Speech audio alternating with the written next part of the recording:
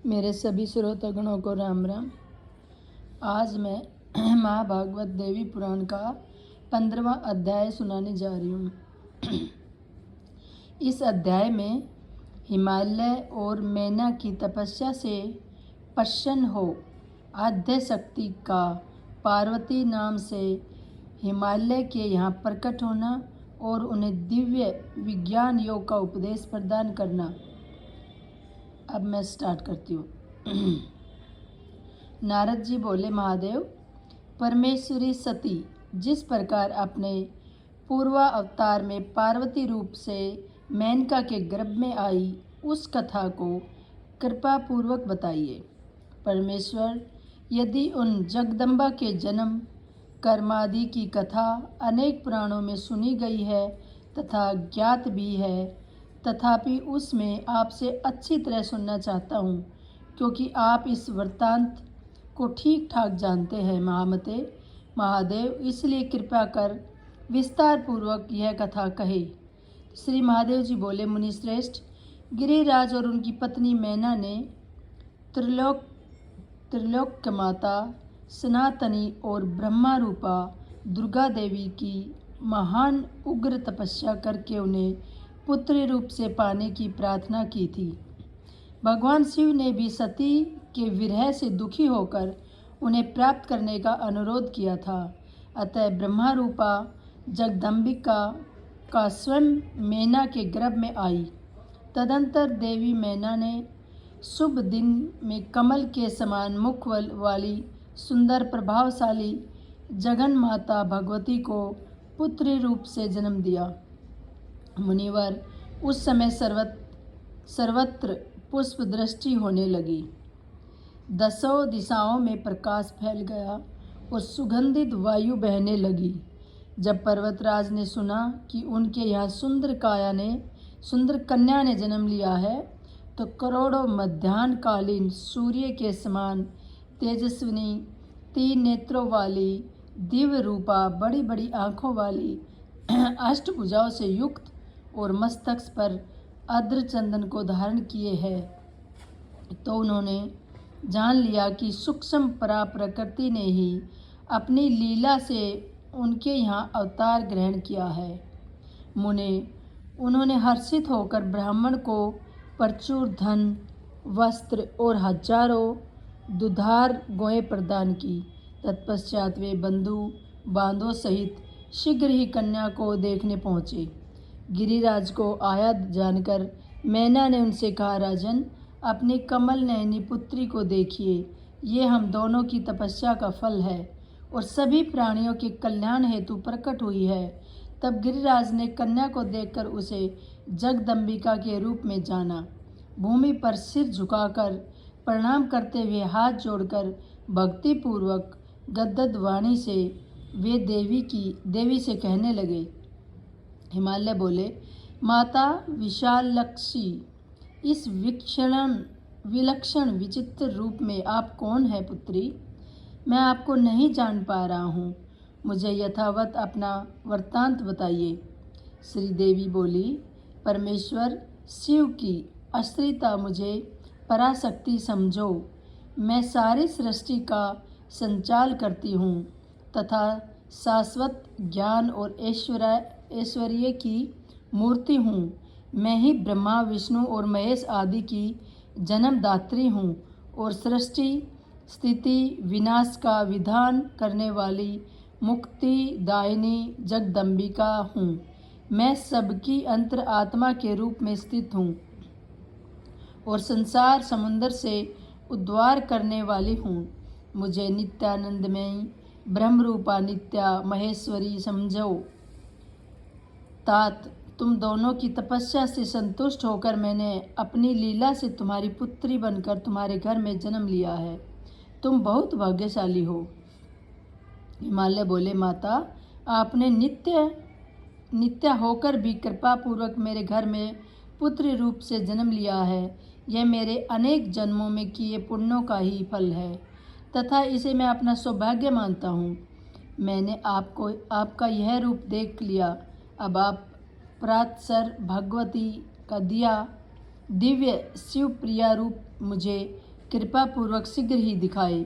विश्वेश्वरी आपको नमस्कार है।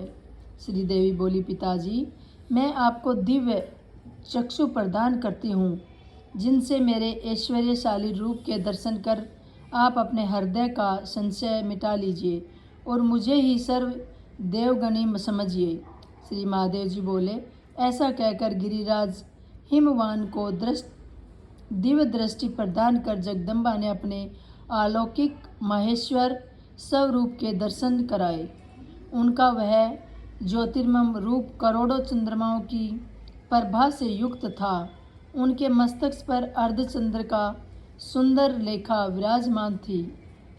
उनके हाथ में श्रेष्ठ त्रिशूल और मस्तक पर जटाएं सुशोभित हो रही थी। हजारों कलांगनी की आभा के समान उनका रूप भयानक और उग्र था। उनके 5 मुख और 3 नेत्र थे। उन्हें सर्प का यज्ञोपवीत धारण कर रखा था।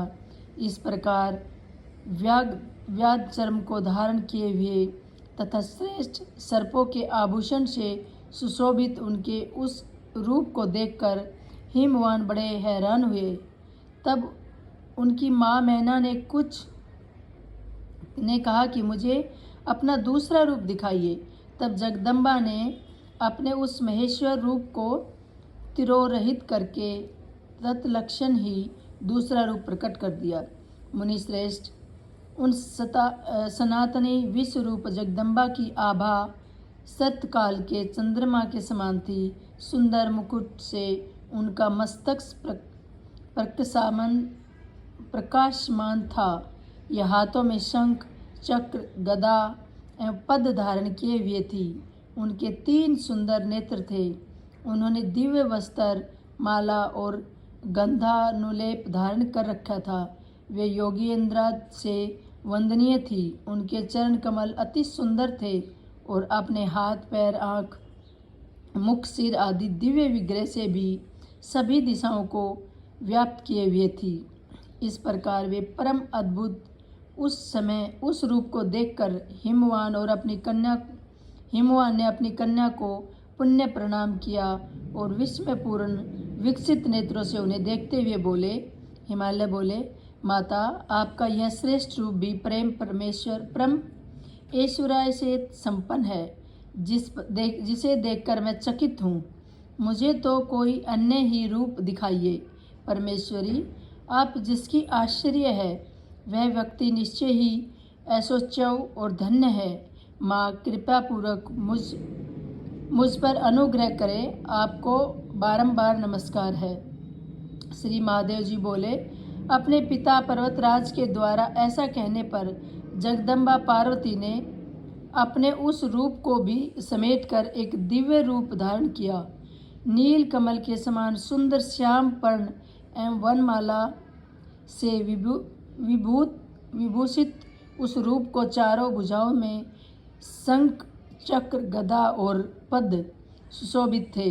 उनके उस रूप को देखकर शैलराज हाथ जोड़कर अत्यंत हर्ष पूर्वक ब्रह्मा, विष्णु तथा शिव रूपा सर्वदेवमयी उन आदि शक्ति जगदम्बा का इस स्रोतम से सेवन करने लगे। हिमालय उवाच, भात सर्वमानी प्रसिद्ध परमेश्वरी विश्व आश्रय तम सर्वनाहि किदिचंत दवसी भुने ततम तवदयाक्षी तवम विष्णु गिरि साक्षत निरंतर धातसी शक्ति परा की वर्ण चरितम तवचिन न चरिते ब्रह्मा आगम्य गया मया तवम स्वाहि खिले देव तृप्ति जननी विशेषवीम तवम वे सवधा पितृ प्राणपी तृप्ति रणमति तवम देवालिकता अहम कव्यामि लेवम नियमो यज्ञस्तो दक्षिणा तवम सर्वादिमफलम समस्त फलदेव देवसी दुभम नमः रूपम सूक्ष्म तमं प्रात तरंतम यज्ञोग्निनो विद्या शुद्धम ब्राह्मणी यदन्ति परम मातः सदरंत तव वावा याचा दुर्वंदिम से मनो अतिगमपि त्रिलोकतम बीजम शिवे भक्तयाम प्राणममि देवी वरदे विशेश्वरी त्राहि माम उत सूर्ये सहस्रा मम गृहे जातम स्वयं लीलाए देवी वष्टभुजां विशाल नयनाम वाले नुन्द्र मौलिम शिवाम उत्कोटिश संसंग कांति नयनाम बालाम त्रोन्नत्राम प्राम भक्त्या त्वां प्रणमामि विश्वजनोनि देवी प्रसिद्धा अंबिके रूपां ते रास्तलिक कांत्रिके विलम नागेंद्रो भुजोज्जलम घोरम पंचमुखा अम्बुजित्रियम नोभिने समुद्राय सिद्धम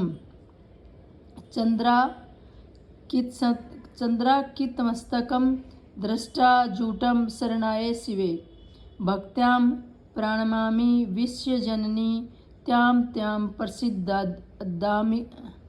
अंबिके रूपम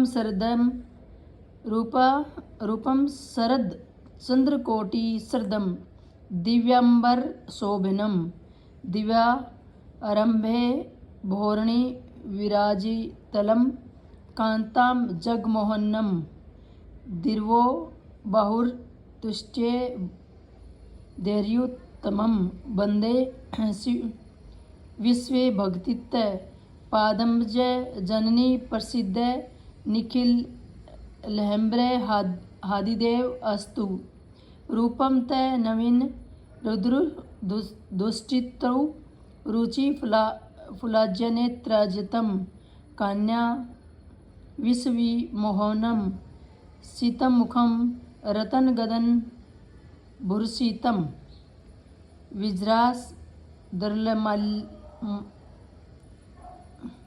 विभ्राज दनमाल्यायति विलरितो रेस्कम जगतारिणी भक्त्यां प्रणोत अस्मि देवी कृपया दुर्गे प्रसादिबिंग अदम्बिके मातः कह परिवर्णितु तव गुणम रूप च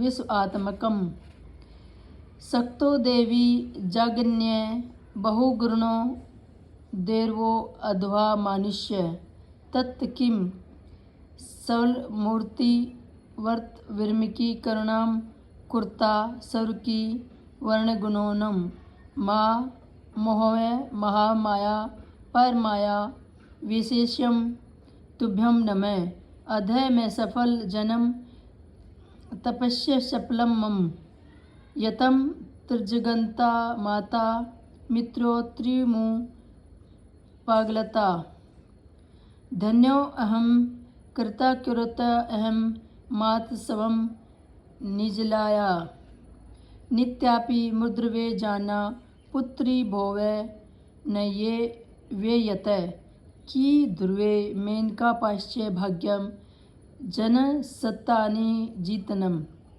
यति चित्र जगदम्बा मातृपी माता भवेते। इसका अर्थ बताती हूँ मैं। हिमालय बोले, माता आप प्रसन्न है, आप परम शक्ति है, आप में सब कुछ सन्निग्ध है, आप ही इस चराचर जगत की आधारिष्टि और परम आश्चर्य है शिवे। आप ही सब कुछ है। इस त्रिभुवन में आपके अतिरिक्त अन्य कोई तत्व विद्यमान नहीं है। आप ही ब्रह्मा विष्णु और महेश है तथा आप ही पराशक्ति है। आपकी अविंत लीला का वर्णन मैं कैसे करूं, जिसका ब्रह्मादि भी पार नहीं पा सकता। विश्वेश्वरी, आप ही स्वाहा रूप में सभी देवताओं को तृप्ति कारिका, सवधा रूप में पितरों की तृप्ति का कारण और महादेव प्रिया है। आप ही हव्य और कव्य है। आप ही नियम, यज्ञ, तप और दक्षिणा है। आप ही स्वर्गादि लोकों को प्रदान करने वाली हैं तथा समस्त कर्मों का फल प्रदान करने में आप ही समर्थ हैं। महादेवी आपको प्रणाम है। माता जिस आपके पर से भी परतर सूक्ष्मतम रूप का योगी जन शुद्र ब्रह्मा के रूप में वर्णन है शिवे, वह आपको मोहक रूप मन वाणी के लिए आगम्य तथा त्रिलोक्य का मूल कारण है। वरदायिनी भगवती आपको भक्तिपूर्णम प्रणाम करता हूँ। विश्वेश्वरी मेरी रक्षा करे। जगदम्बे आप सहस्त्रों उदीयमान सूर्यों के समान आभा वाली 8 भुजाओं से युक्त विशाल नेत्रों वाली एवं मस्तक पर चंद्र रेखा से सुशोभित हैं तथा आप कल्याणकारी ने लीला पूर्वक स्वयं ही मेरे घर में जन्म लिया है। उदीयमान करोड़ों चंद्रमाओं की शीतल कांति से युक्त नैनों वाली त्रिनेत्रा बाल रूपा आप भगवती जगन माता को मैं भक्ति पूर्वक प्रणाम करता हूँ। आप प्रसन्न हो। शिवे आपका रूप चांदी के पर्वत की कांति के समान उज्जवल है। अपने सर्पराज का सुंदर आभूषण धारण किया हुआ है। दुर्जनों के लिए भय उत्पन्न करने वाले 5 मुखों और भयानक 3 नेत्रों से आप सुशोभित है। अद्रचंद सहित जटाजूट को आपने मस्तक पर धारण कर रखा है। शरणदासी विश्वजनी आपको भक्ति पूर्वक मैं प्रणाम करता हूँ। अंबिके आप प्रसन्न हो। भवानी कोटिश्चर चंद्र के समान उज्जवल रूप में दिव्य वस्त्राभरणों से आप सुशोभित है। आपका जगमोहन रूप 4 दिव्य भुजाओं से युक्त है। ब्रह्मादि समस्त देवगण आपकी स्तुति करते हैं। माता आपको चरण कमलों में मैं भक्ति पूर्वक प्रणाम करता हूँ। आप प्रसन्न हो। दुर्गे जलधर की आभा युक्त नवीन और खुले हुए कमल के समान उज्जवल नेत्र वाला आपका रूप अपनी कांति के विश्व को विमोहित करने वाला है। आपको मुख पर मुस्कान सुशोभित है। आपके गले में वनमाला और अंगों पर रतन जटित जगंद अगंध आदि आभूषण सुशोभित हो रहे हैं।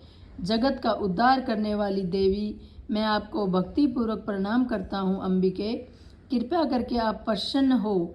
जगदम्बे आपके विशाल आत्मिक रूप और गुण को सर्वात्मना वर्णन करने में तीनों लोकों में देवता अथवा मनुष्य कोई भी सक्षम नहीं है। फिर भी अल्पमति उसका कैसे वर्णन करूं। आप अपने स्वाभाविक गुणों से मुझ पर दया करते हुए अपने परम माया से मुझे मोहित न करें। विश्वेश्वरी आपको नमस्कार है। आज मेरा जन्म और तप सफल हुआ। जो त्रिलोकी जननी आप मेरी पुत्री के रूप में आई। माँ मैं धन्य और कृतार्थ हुआ जो कि आपने नित्य प्रकृति होकर भी अपनी लीला से पुत्री से भाव मेरे घर में जन्म लिया।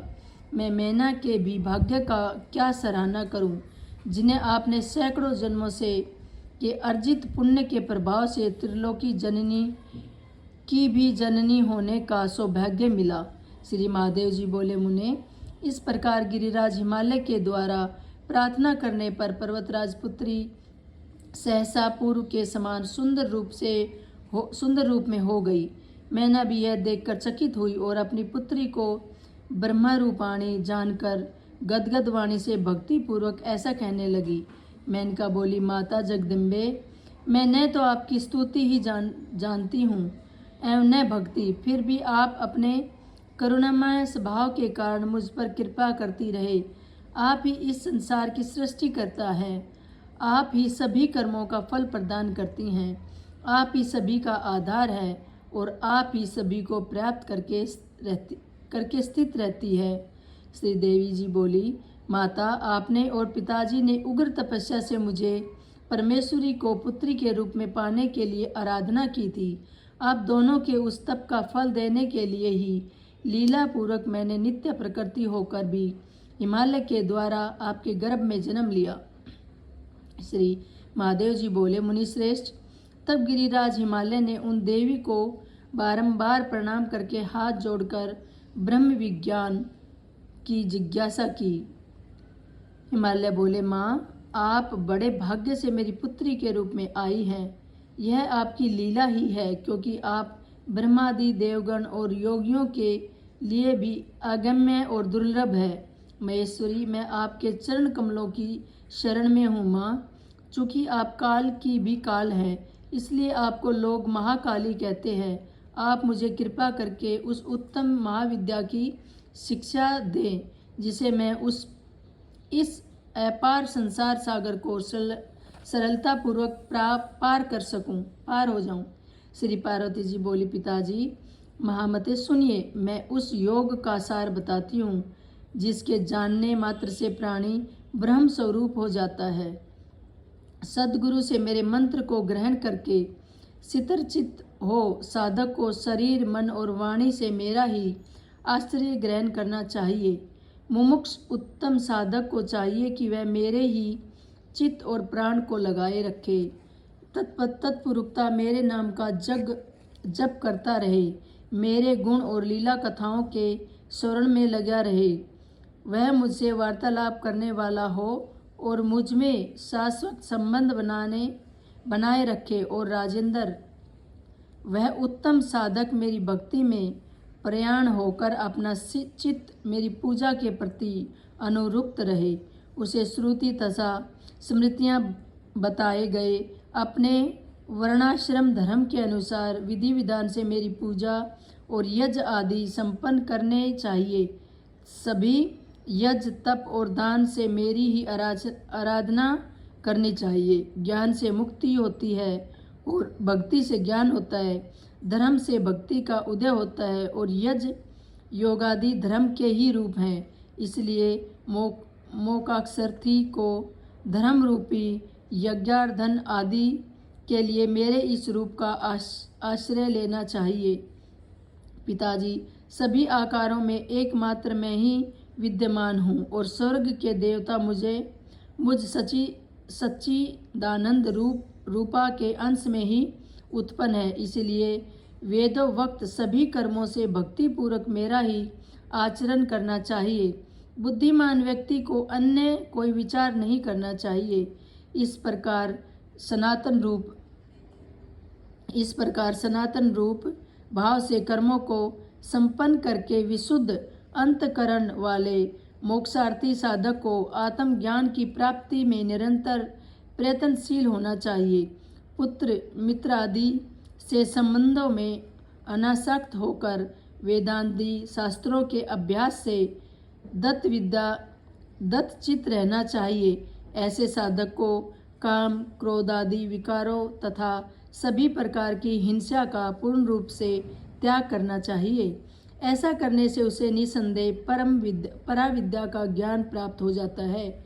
महाराज, जब इस आत्मा की प्रत्यक्ष अनुभूति होती है उसी क्षण मुक्ति हो जाती है। यह निश्चित सत्य बात आपके लिए मैं बता रही हूँ, किंतु पिताजी, मेरी भक्ति से विमुख प्राणियों के लिए यह प्रत्यक्षानुभूति अत्यंत दुर्लभ है। इसलिए मोक्ष साधकों को यत्न पूर्वक मेरी भक्ति से ही संलग्न रहना चाहिए। महाराज, आप भी मेरे बताए अनुसार करोगे तो संसार के समस्त दुखों के कभी वह बाधित नहीं होंगे। इस प्रकार श्री महाभागवत पुराण के अंतर्गत श्री भगवती उपनिषदेश में ब्रह्म विद्या योग शास्त्र के अंतर्गत श्री पार्वती हिमालय संवाद के विज्ञान योज प्रदेश वर्णन नामक 15वां अध्याय पूर्ण हुआ। सबको नमस्कार।